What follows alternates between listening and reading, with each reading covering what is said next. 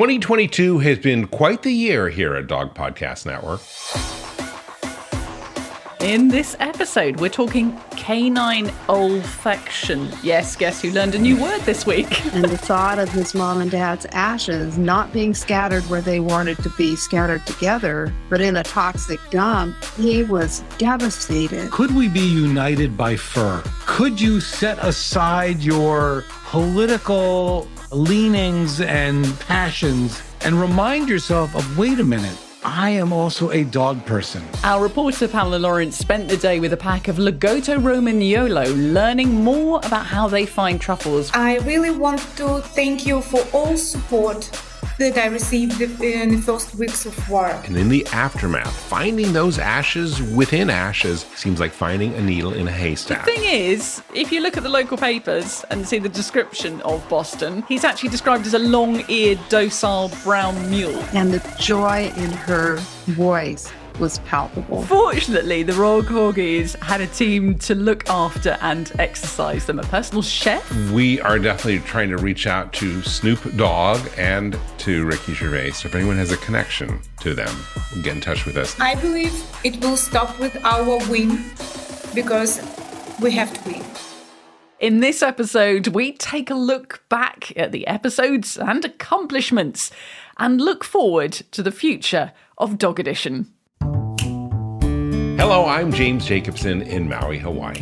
And I'm Claire Mansell in London, England. Welcome to Dog Edition, where voices from around the world consider all things dog. Dog Edition is the first show designed for you to listen to while you walk your dog.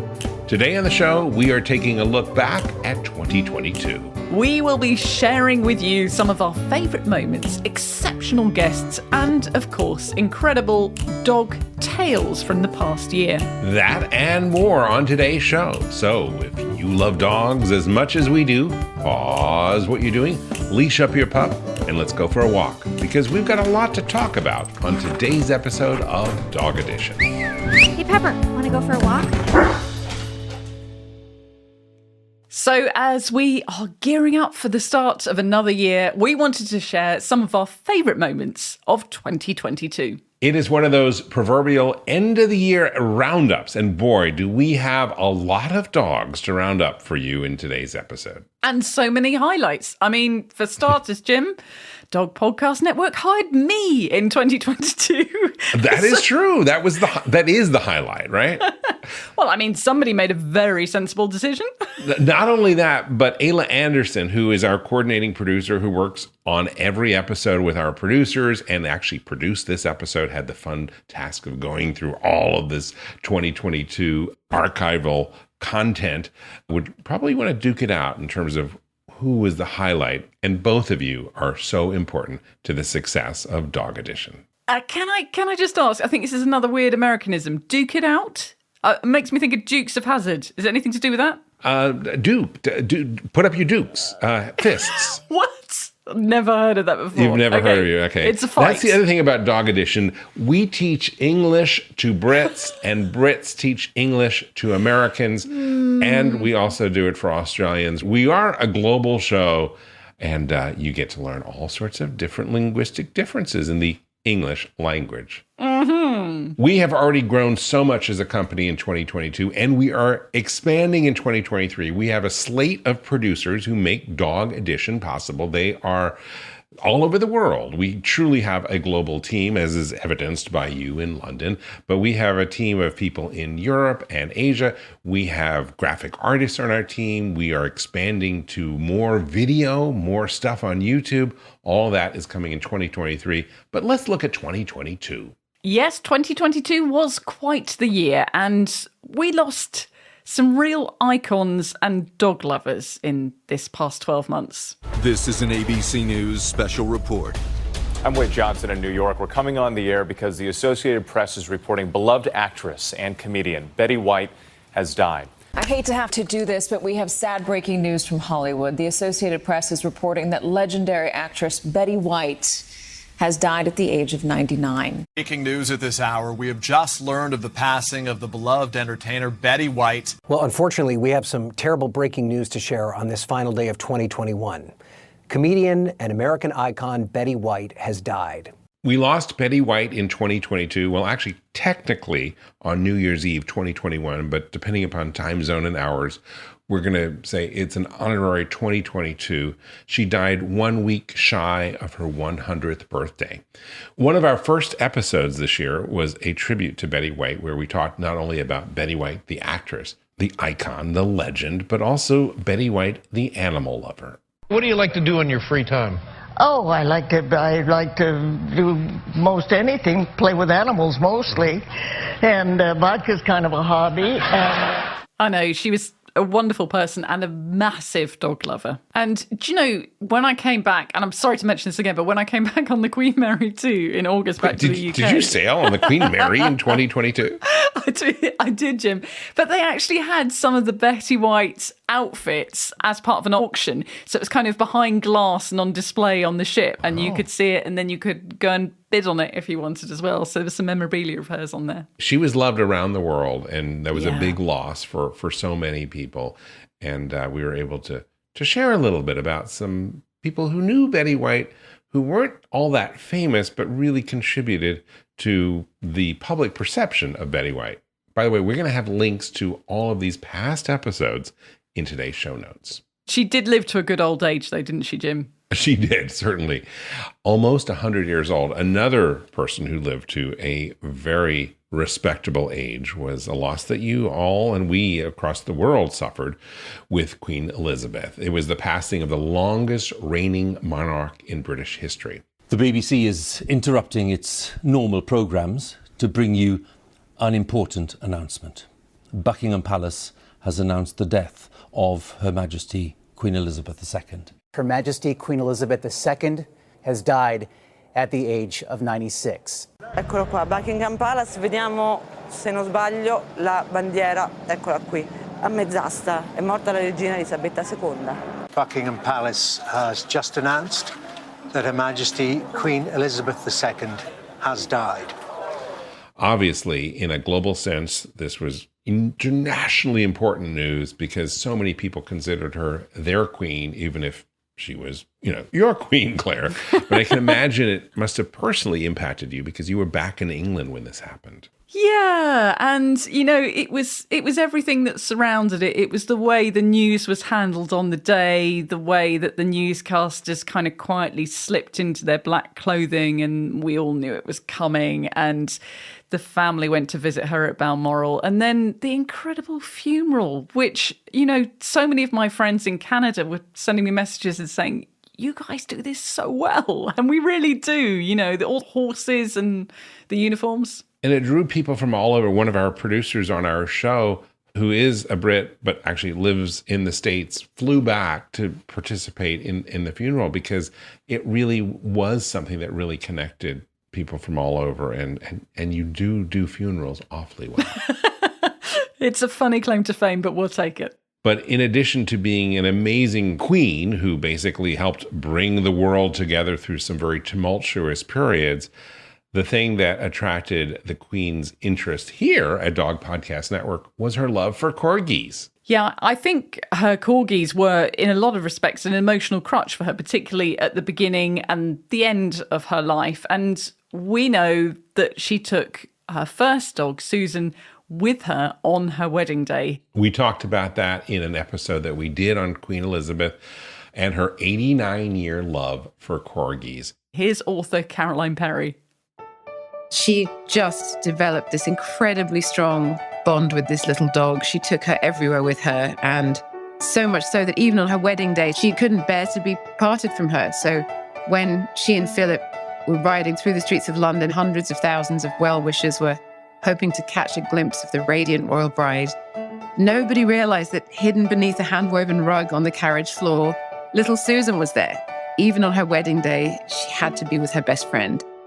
Descendants of Susan lived on in the royal household for another 59 years until Willow, the 14th generation of royal pups, died in 2018. And Susan actually not only came with her on her wedding day, but also on the honeymoon as well. Hey, what's wrong with that? Molly and I brought my dog Maui, our dog Maui, on our honeymoon. I think it's a normal, natural thing. Oh, absolutely. I mean, it's a good test of a relationship because, you know, if either side of the marriage kicks off about the dog being on the honeymoon on the first night, then that's going to be a very short marriage, particularly, you know, there's a dog lover involved in it.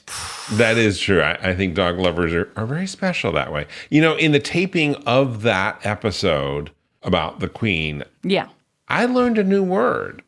A new word. This is the whole language thing. I learned a new British word that just doesn't exist in America. This is miscellany, isn't it? Because one of the authors, Vicky, she is the author of Dogs, a Miscellany. She has the title Miscellany in the title of her book. And I didn't know what it was. And because this is kind of a bloopers reel a little bit, here's a clip from when we were recording that episode. Vicky Edwards is the author of several books, including Dogs, a Miscellany? How do you pronounce Miscellany. We don't know that word in America. Surely we don't. Ayla's like, we don't know. I don't know. Okay. Miscellany. We just speak British today. It's a very quirky thing. One of the things I learned in that episode, other than miscellany, was the fact that the Queen actually had an impact on effectively, you know, preserving the Corgi breed. Yeah, they were on the, I don't know what they call it, threatened breeds list that the Kennel Club has, where they have a very low number of a particular breed registered. And it really helped her because of all the publicity surrounding the Queen having corgis. They became more popular. It's a supply and demand issue. Well, that's a really actually interesting concept that we should talk about in another episode in 2023, which is how some dogs fall out of favor and the things that change whether people are really interested in a breed or not, like pit bulls or corgis. Yeah. And how, you know, worldwide news events affect those things, and certain dogs come in and out of fashion because of big things like films, for instance.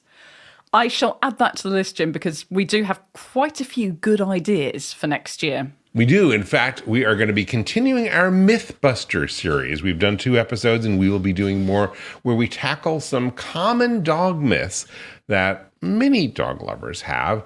And we are going to be doing more episodes of Mythbusters, as well as a continuing series that we started in 2022 called Wag the Vote, which is our initiative to get people to go out to the polls and vote. Because dogs would. And I know that whole series is very close to your heart, Jim, because you spent time in the Senate. Well, I spent time living in the United States, and I'm a keen observer of politics, not just here, but around the world. And I think that we all do better in democracies, wherever you live, if people participate. I love one of the things that they do in Australia is they basically, you have to pay a tax if you don't vote. There's a deep incentivization, and we know that dog lovers are special. They will do things for their dogs that maybe they wouldn't do if it weren't for their dogs. So we're trying to help dog lovers share the information about how easy it is to register and vote and get out there and actually vote on election day. So we're going to continue doing that. Yeah, we have big plans for 2023. And we also have like a dream guest list of people we would like to have on the shows. And a quite recent addition to this is Snoop Dogg, because not only, obviously, has he got the perfect name for the Dog Podcast Network, but he's just launched a new dog clothing line, as has Dolly Parton, so she can join the list as well. And Ricky Gervais, he's a British icon and a comedian, and he's a dog lover. We should have him on the list too. We are definitely trying to reach out to Snoop Dogg and to Ricky Gervais because, well, we know that they will say some interesting things here on Dog Podcast Network. So if anyone has a connection to them, get in touch with us through our website at dogedition.com. And another episode that we're planning on doing next year, and this does sound really odd, but trust me, it's a really interesting topic that we're tackling, is we're going to do an episode about weird dog anatomy. That's right. We are researching everything from anal glands to wet noses to carpal pads to, of course, my favorite weird dog anatomy piece, which is the Jacobson organ. We'll be covering all of those interesting parts of your dog that you may not know about. I knew you would get the Jacobson organ in there somewhere. I know it's your surname, but the way you cling on to it, it's like you personally discovered it. I did not discover it, but it is very important. It is one of the reasons that dogs it is the reason why dogs have such an amazing sense of smell. And in case anyone's forgotten, the last time that we were talking about the power of dogs' noses was in our episode about truffle dogs. Here's a clip. A couple of weeks ago, on a windy morning, I drove north to meet Fran Angerer, the patriarch of this family-run company. He and one of his sons, Seth, agreed to take me on a mock truffle hunt to see their dogs at work. Hi! How are you? Oh my gosh, I'm such a city girl, I can sit and look at your chickens all day. Oh, yeah. On this farm, they're hoping to grow the tuber melanosporum, or black truffle. In France, this is known as the black Perigord. It's prized by chefs.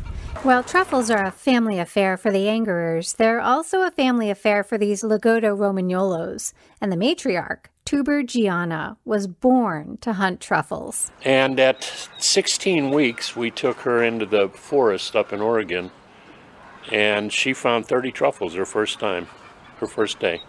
The Lagotto seems to have a nose for truffles, and that's what they're known for, they're known as the Truffle Dogs. Come on, girls, are we going to go to work? Where's the truffle? Come on, where's the truffle? These dogs may work hard, but they are cute as can be. They have short, woolly curls, a lavish beard, pensive-looking eyebrows, and whiskers. Where's the truffle? Okay, what? When Tuber finds a truffle, she gently paws the ground to show where it is. Oops, hey, sit. Good girl. Yeah, I know, Tuber, it's there, huh? She says, I know it's there, Dad. Where's my treat? Fran pulls a giant bag of dog biscuits from a pocket and gives Tuber her reward for a job well done. I really enjoyed that episode. I really liked it because I felt like I was with our producer out in the field with the dogs snuffling around in the undergrowth and finding those truffles. And it really does show what amazing abilities dogs have. Those dogs who go out and detect truffles, they're Lagotto Romagnolo dogs. I'm not pronouncing it perhaps exactly as an Italian. Italian's amazing. I wish. I will be going to Italy in 2023. I'm very excited about that. But one of the things that we did is our producer, Pamela Lawrence, who was actually an early host of, before Caroline, we've had a lot of different hosts on this show. But Pamela went out into this truffle hunting thing. We can't even reveal it where it is, but somewhere in Northern California. And it was an example of the type of journalism that we do here at Dog Podcast Network. Have you ever had truffles, Claire? Do you know, I consider myself to have quite an international palate. I've tried pretty much everything, but I've never tried truffles. And I feel like I've had maybe truffle oil, perhaps like drizzled over a pizza or something, but I've never actually had truffles. So I will put that on the list for 2023 of things that I will do next year. That is a great idea, actually. Make that a resolution. And we have an episode coming up very soon about resolutions that you can make with your dog. So perhaps you and Maple could enjoy a truffle or a little bit of some truffle essence in 2023. Fantastic. So moving on from truffles, we did do another episode which was linked to the incredible sense of smell that dogs have, but in a very different and very moving context. Yes, we talked about how dogs are able to use their nose to sift through ashes of a house that has burned in a forest fire and be able to locate within those ashes of cremains. Those urns are often destroyed in a fire. And so how do you find ashes within ashes? Well, you rely on a dog. Here's a clip from that episode where Lynn Engelbert tells us the story of how she, Alex DeGiorgi, and her collie Piper first discovered that finding these ashes was even possible. We went to his house, which was literally 8 inches of ash. Just ash 8 inches deep. The fire was so hot and burned so completely. And so he had a rough area where he, thought his mom and dad might be. And so I got Piper out of the car and told her to go to work. And within 2 minutes, she had alerted on an area.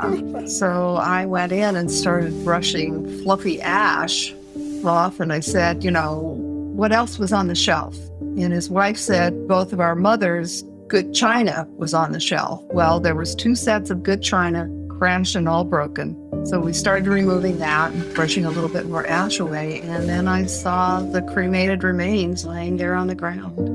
I was not prepared. I mean, you walk up and here's a man who is totally devastated because when they come to clear the debris of his home, it's all going to go to a toxic dump.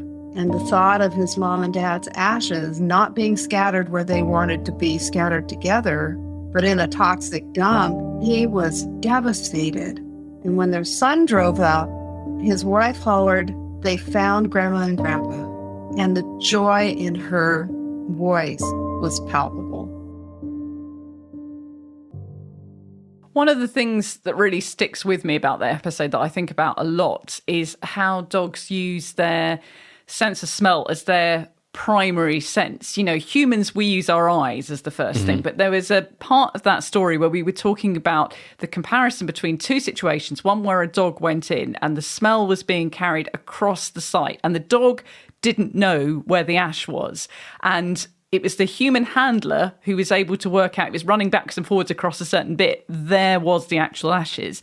And there was another scenario where there was no wind, but no visual clue, but the dog was able to sense it straight away. And they were like, it can't be there. And it was straight away, the dog found it. So it's amazing how they use their nose over their eyes in scenarios like that. It's the way they experience the world. We tend to favor the eyes or the hearing, but the nose drives things. All thanks to the Jacobson organ, I might add. But it was a heart-touching story, wasn't it? I mean, you got to hear, because obviously going through the devastation of a fire, losing your house, and then losing the ashes, it's just so much. It's just one of those things that pulls at your heart.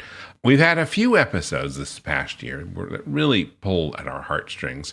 For me, one that stands out was our show on the lost dogs of Ukraine. You saw the resiliency of those in the Ukraine. And we heard from Dr. Marty Becker, who is now a friend of Dog Edition. He is America's veterinarian. Dr. Marty went over there and he offered aid to those who were evacuating the war zone with their pets. And Dr. Marty told us about some of the things that he witnessed.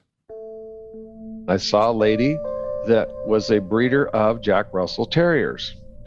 She had 10 of them. And the only way I could describe it, you see pictures of Mexican banditos or something with bandoliers of bullets across them, and an X.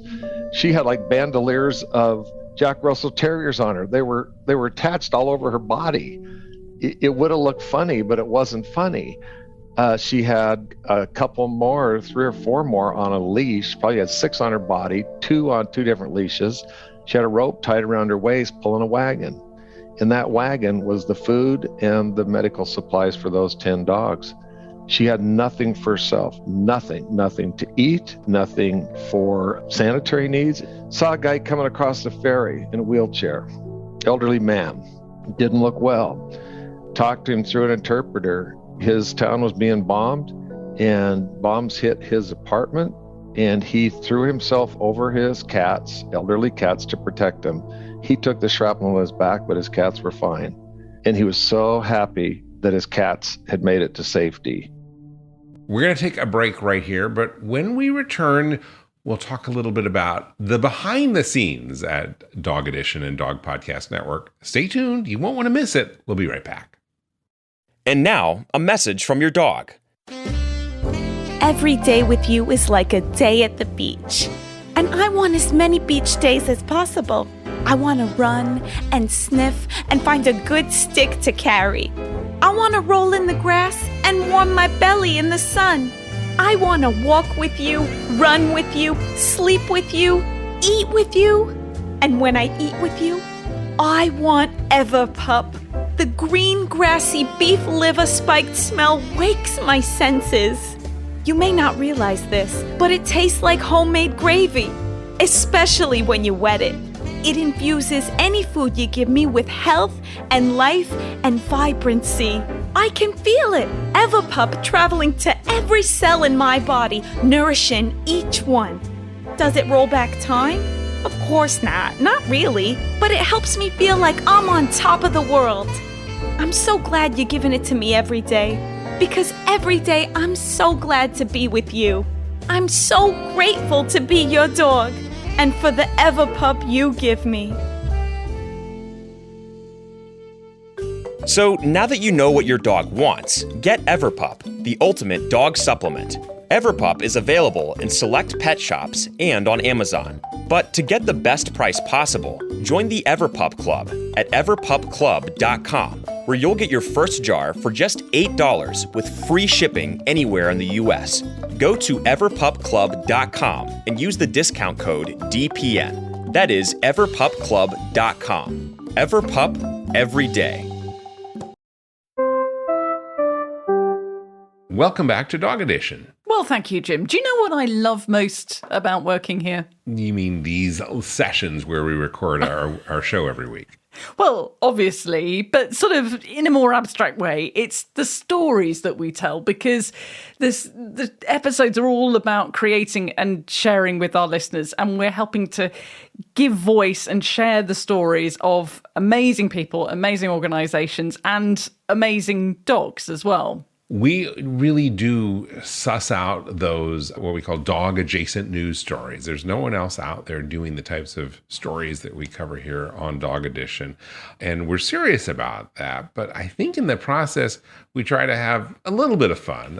It's kind of a fun thing to work here at Dog Edition, isn't it? Yeah, and we go from the serious, like the stories in Ukraine, to kind of the more light-hearted stuff, like, for instance, when I went into the hotel in Ottawa and met Stuart, the hotel dog, who's the retired guide dog who didn't quite make the grade and now lives in a 5-star hotel. So, you know, from the serious stuff to the more sublime. From the serious to the sublime. That is what we say in our description on Apple Podcasts and those places. From the serious to the sublime. That you have read our blurb on the...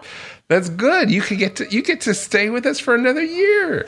Oh, thanks so much. We do cover all sorts of things, but really, it's the team that makes all of this possible, because there are a lot of people behind the scenes. It sounds like it's just Claire and me and some voices that just magically come in, but it is a team effort, and I'm really proud of the team that we have built over the years. And we do it despite quite a big time difference between us all. There's 11 hours between you and I, so it's the start of your day and it's the end of my day. And, you know, sometimes things go a little bit quirky because of that, don't they? Sometimes things do go a little bit wonky. Here are some clips that Ayla found from some of our recording sessions, basically things that hit the cutting room floor.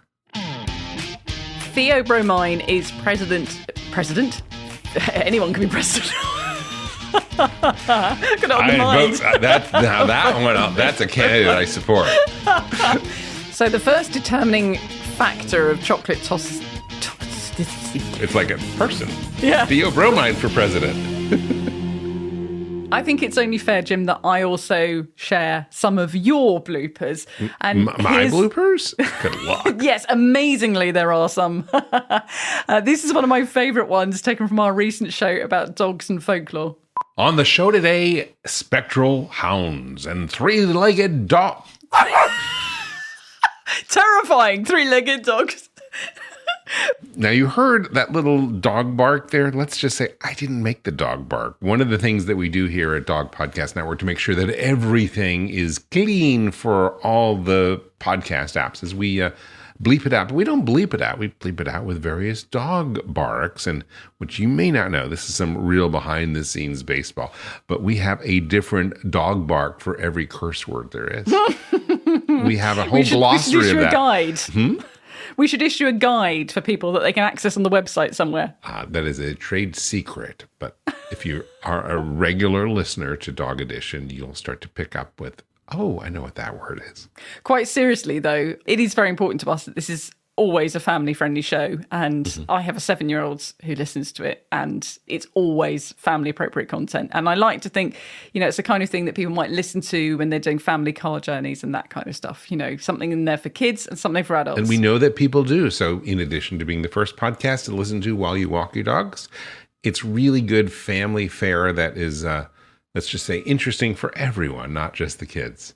So, Jim, we've talked a lot about stuff that's gone on in the last year, but what are the grand plans for the Dog Podcast Network for the next year? Oh, we are growing in 2023. My hope is that by the end of 2023, we will have 20 different shows that are all part of DPN. We're going to be doing some interesting shows a little different than we do, including one on dog psychics. Where you'll be able to get a reading about dogs. We'll talk about all sorts of things. So from science, and we are very science oriented. We have obviously Dog Cancer Answers, and we're very focused on helping people. So we have some serious journalistic chops and some scientific chops, and maybe we'll have a little fun with, for entertainment purposes only, dog psychics. That and a lot more coming out in 2023. So make sure you subscribe to our main newsletter, and you can find that on our website at dogpodcastnetwork.com.